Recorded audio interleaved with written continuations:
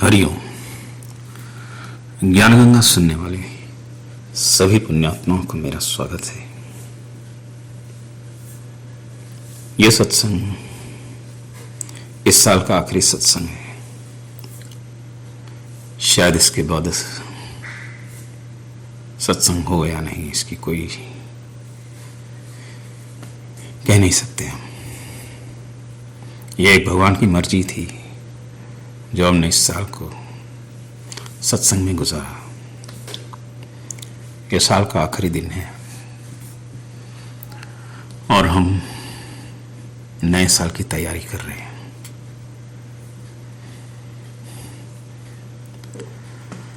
देखिए, जिंदगी तो गुजर जाती है, वक्त भी गुजर जाता है,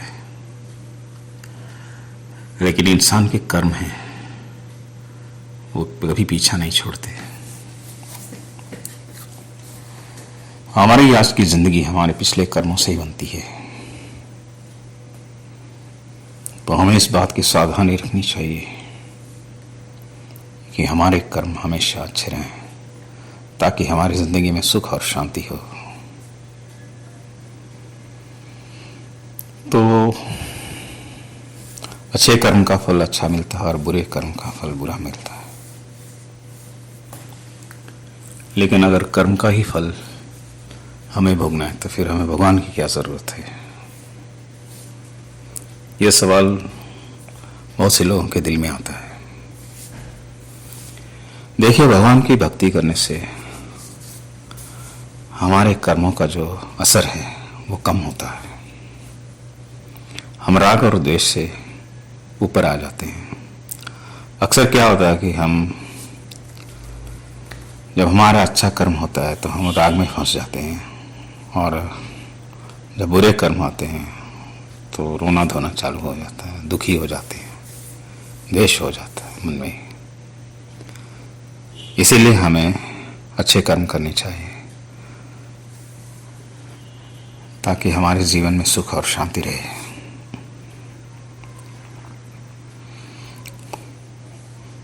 तो अच्छे कर्म क्या हैं?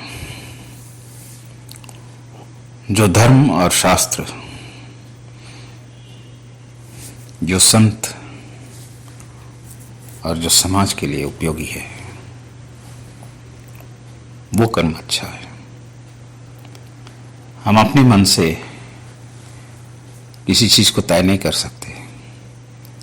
हमारे पास शास्त्र हैं, संत हैं, वेद हैं, पुराण हैं, इतिहास हैं, बहुत सी सारी चीजें हैं जिनमें ये कहा गया है अच्छा कर्म कौन सा है और बुरा कर्म कौन सा है।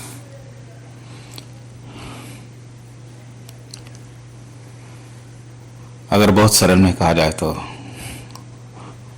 परोपकाराय पुण्यानाम पापाय परपीड़नम। दूसरे की मदद करना यह बहुत बड़ा पुण्य है, और दूसरे को कष्ट देना या तकलीफ देना यह बहुत बड़ा पाप है। तो हमारे सामने धर्म है जो हमें अच्छे कर्मों की ओर लगाता है। तो हमें धर्म के रास्ते चलना चाहिए ताकि हम अच्छे कर्म करें। यह धर्म ऐसी चीज है जो इंसान को मरने के बाद भी नहीं अपना असर दिखाती है।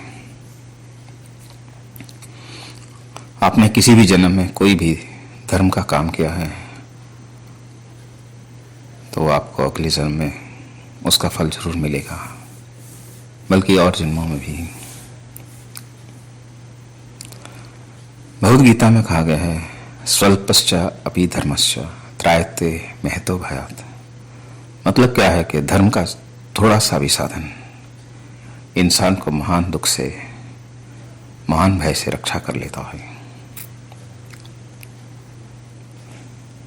ये दुनिया में हर कदम पर मुसीबत है, इसीलिए लोग कहते हैं पदम पदम विपदम। हर कदम पे मुसीबत है। अगर आप मुसीबत से लड़ते रहेंगे तो सारी जिंदगी इसी में खत्म हो जाएगी। लेकिन मुसीबत कभी खत्म नहीं होगी। तो मुसीबतों से लड़ने के लिए हमें धर्म जो है काम आता है।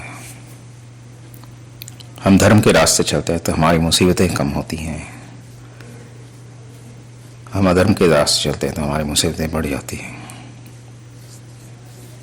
तो इंसान को चाहिए कि वो जिंदगी में कुछ ना कुछ धर्म का काम करे। तो इसी नए साल के अवसर पर मैं ये कहना चाहूंगा कि आप लोग भी अपनी जिंदगी में कुछ ना कुछ नियम बना लो। हर इंसान के पास वक्त है, हर इंसान के पास तन है, मन है, धन है, अपनी अपनी हैसियत के हिसाब से। तो कुछ ऐसा नियम बनाए जो आपको धर्म के रास्ते चलाए। ये छोटा सा नियम आपको कभी बहुत बड़ी मुसीबत से बचा सकता है, शायद सामने मिले या ना मिले, लेकिन ये करता जरूर है। अब आप करेंगे कि हम क्या कर सकते हैं। अगर आपके पास धन है, आप दान दीजिए, दूसरे की मदद कीजिए, दूसरे की तरक्की में सहायता कीजिए। जो गरीब हैं उनको आश्रय दीजिए। अगर आपके पास तन है, आप तन से मदद करना चाहते हैं, तो किसी का भला कीजिए, किसी को उठाइए।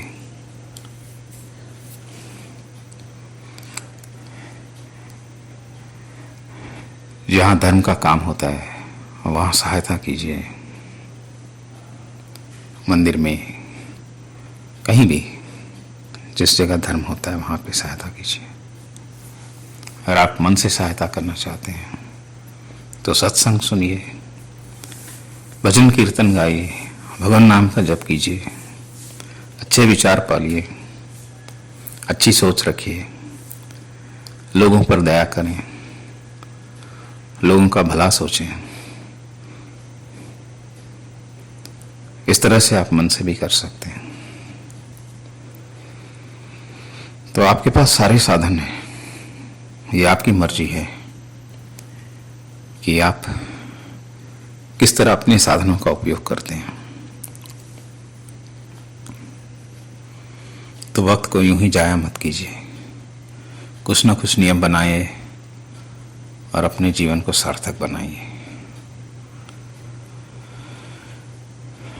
आज मैं सिर्फ इतना ही कहना चाहूंगा। आपका नववर्ष मंगलमय और शुभ हो। यही शुभकामना के साथ मैं आज का सत्संग समाप्त करता हूं। भगवान ने चाहा तो फिर कभी मिलेंगे। फिलहाल ऐसी कोई योजना नहीं है या ऐसा कोई प्रण नहीं लें कि हम सत्संग हर हफ्ते करेंगे। इस साल की जो हमारी भगवत प्रेरणा थी उससे हमने सत्संग किया था, जो मैंने आपके सामने पेश किया है। अब देखते हैं अगले साल भगवान कौन सी प्रेरणा करता है। तो चलिए फिर पुराने साल को अलविदा करें और नए साल का स्वागत करें। हरिओम।